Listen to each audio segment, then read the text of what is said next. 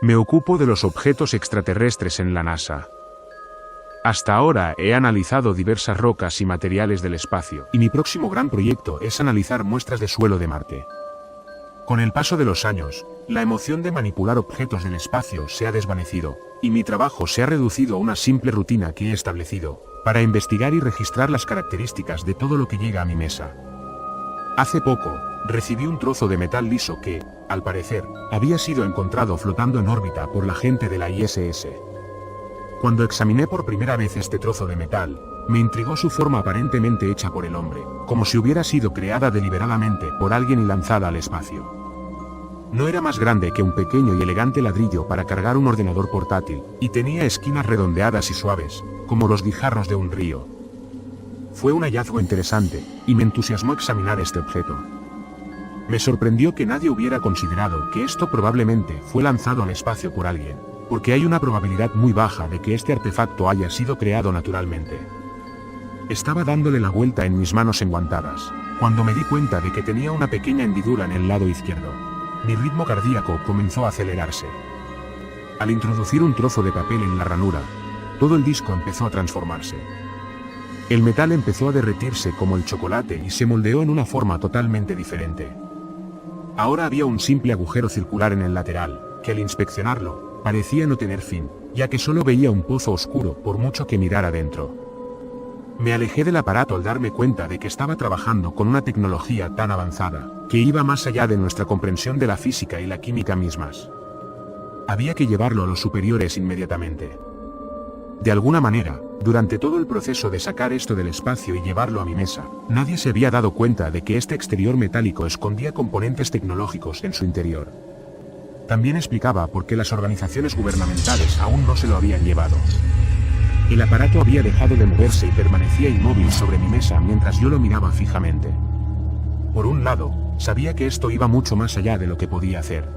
Por otro, una extraña y mortal curiosidad me impulsó a investigarlo un poco más. Tal vez pudiera averiguar lo que hacía. Me llevó horas superar ese desarrollo. Siempre que empujaba algo a través de ese orificio en el lateral del aparato, este empezaba a cambiar de forma rápidamente hasta que el orificio se cerraba alrededor del objeto insertado, y se ajustaba exactamente a su forma. Enseguida, zumbaba unos instantes, como si estuviera examinando el objeto, y luego lo escupía por completo con el metal remodelado, en la misma hendidura original. A medida que pasaba el tiempo, me preocupaba cada vez más. Sentía mi cara caliente, y las manos húmedas. Estaba a punto de llamar a mi jefe, para entregar esto a los superiores antes de meterme en problemas, cuando se me ocurrió una idea. Después de meter en ese agujero desde bolígrafos hasta varillas de metal, decidí meter en el agujero un simple cable con conexión USB. Fue una idea al azar, posiblemente inspirada por el hecho de que lo último que tenía en el cajón era ese cable, y era lo único que no había metido en el aparato. En cuanto introduje el conector en el lateral del aparato, este empezó a ajustarse a su forma y a zumbar de nuevo. Un fuerte pitido llenó toda mi oficina. La máquina no rechazó el cable, y lo mantuvo dentro. Mi corazón empezó a latir con expectación mientras conectaba el cable a mi portátil personal. Di un salto cuando el portátil identificó el dispositivo como un disco duro. Se llamaba simplemente GSA Drive. Abrí el disco y dentro encontré un archivo y una carpeta. El archivo era una simple imagen PNG que representaba el logotipo de la GSA, y debajo revelaba lo que significaban las siglas. Agencia Espacial Mundial. No tuve tiempo de pensar sobre la existencia de esta organización, y en cambio, salí de la imagen para hacer clic en la otra carpeta, alimentado por la curiosidad. Tardé un instante en darme cuenta del tamaño de la carpeta. La carpeta completa tenía 6000 petabytes. Me recorrió un escalofrío. Llamé rápidamente a mi jefe y le expliqué lo que tenía encima. No pareció creérselo, pero prometió que vendría lo antes posible a quitarme el aparato. De alguna manera, el hecho de que estuviera a punto de perder este dispositivo me hizo querer cavar un poco más antes de devolverlo. Sabía que estaba cavando mi tumba, pero el deseo de saber qué había dentro me había invadido. Volví a hacer clic y comprobé rápidamente la capacidad del disco duro, 10.000 petabytes. Se me revolvió el estómago al darme cuenta de que ese pequeño disco duro tenía una capacidad superior a la de la Internet moderna. Solo la curiosidad me cautivó y me sedujo. Mi deseo de explorar este disco superó el miedo y la ansiedad crecientes que se acumulaban en el fondo de mi mente. Debería haber entregado el disco a los superiores y dejar que se ocuparan de él. Muchas de las carpetas dentro de la carpeta principal contenían miles de archivos que eran todos tipos de archivo irreconocibles. Mi ordenador era incapaz de abrir o procesar ninguno de ellos, y por lo que yo sabía, estos formatos de archivo no existían. Encontré más imágenes de diversos dispositivos, vehículos y armas que parecían imposibles de construir, y desafiaban las leyes de la materia. Sin embargo, no tuve que buscar mucho para encontrar una carpeta titulada Léame. Dentro encontré un documento que detalla una noción inquietante y horrorosa.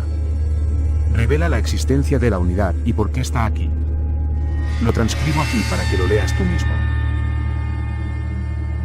Nombre del archivo. Mensaje del 2299. No sé quién eres, ni en qué línea temporal existes. No sé qué fecha es para ti, y ni siquiera sé si eres humano. Como puedes ver, se trata de un intento desesperado de establecer contacto. El pasado necesita conocer nuestros errores para poder evitarlos. En el transcurso del tiempo, la humanidad ha aprendido de la historia, pero nunca del futuro. Esto es, supongo, una oportunidad de aprendizaje para no seguir el mismo camino que nosotros.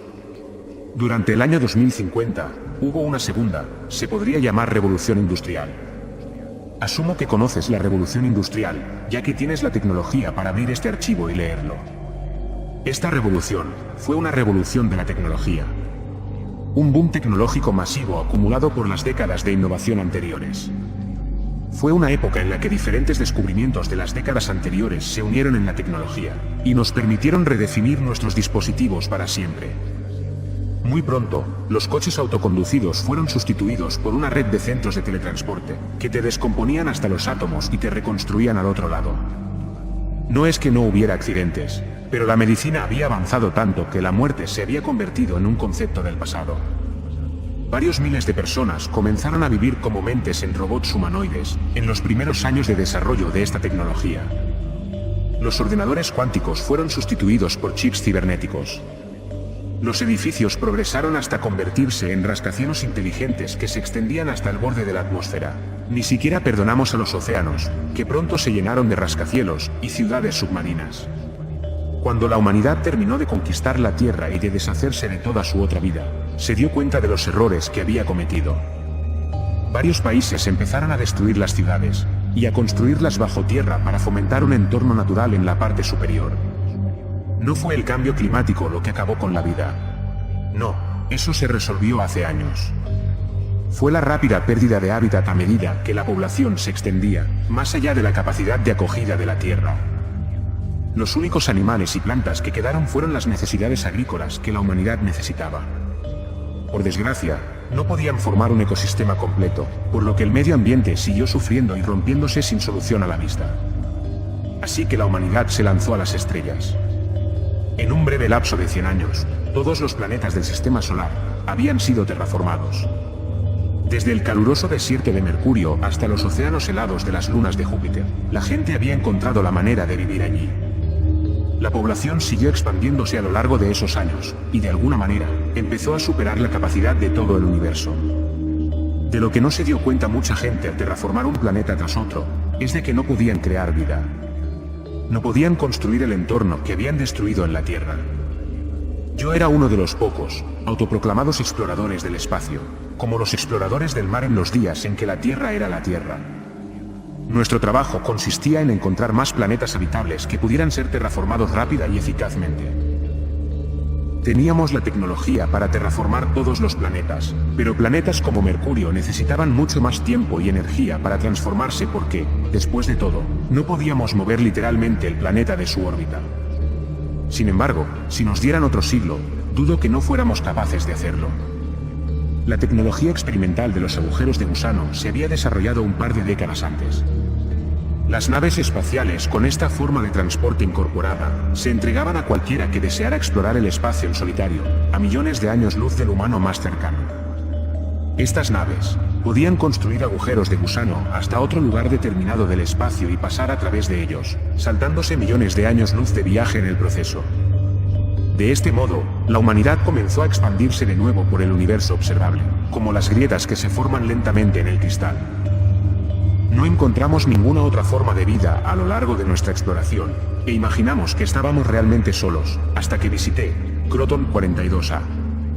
El planeta tenía mares azules profundos y continentes llenos de animales extraños. Parecían estar en una fase temprana de su evolución, todavía no eran inteligentes. Cuando mi nave aterrizó por primera vez en el planeta, me di cuenta rápidamente de que la atmósfera era igual a la de la Tierra original, rica en oxígeno. El planeta era un duplicado exacto de la Tierra. En la inmensidad del universo, la estadística había creado un planeta similar. Estaba muy lejos de la estación espacial más cercana. No había forma de comunicar mi hallazgo. No inspeccioné más el planeta, con cuidado de no perturbar el entorno y evitar cualquier otra posible forma de vida inteligente que aún no hubiera visto. En su lugar, recogí muestras de la zona en la que había aterrizado mi nave, y me marché rápidamente asegurando de esterilizar todo mi traje espacial, en la sala de esterilización. Llevé las muestras al asentamiento humano más cercano, y después la noticia corrió como la pólvora. Me convertí en una especie de celebridad, en un explorador espacial legendario, que había encontrado una utopía para los más ricos, y lo que es más importante, había encontrado más vida en la desolación del espacio. Sin embargo, no fui el único que regresó al asentamiento humano más cercano. Algo había sobrevivido a la cámara de esterilización y volvió conmigo. Se había extendido por toda mi nave espacial y a todas las personas con las que había contactado. Saltó de persona a persona y se extendió rápidamente. A lo largo de todas estas décadas de innovación y avance de la tecnología, habíamos olvidado una cosa. Cuando la humanidad empezó a controlar el planeta, también erradicó todas las bacterias y los virus, asegurándose así de que nadie enfermara nunca. La medicina avanzó demasiado rápido para su propio bien, y con este crecimiento, dejó un hueco en sí misma.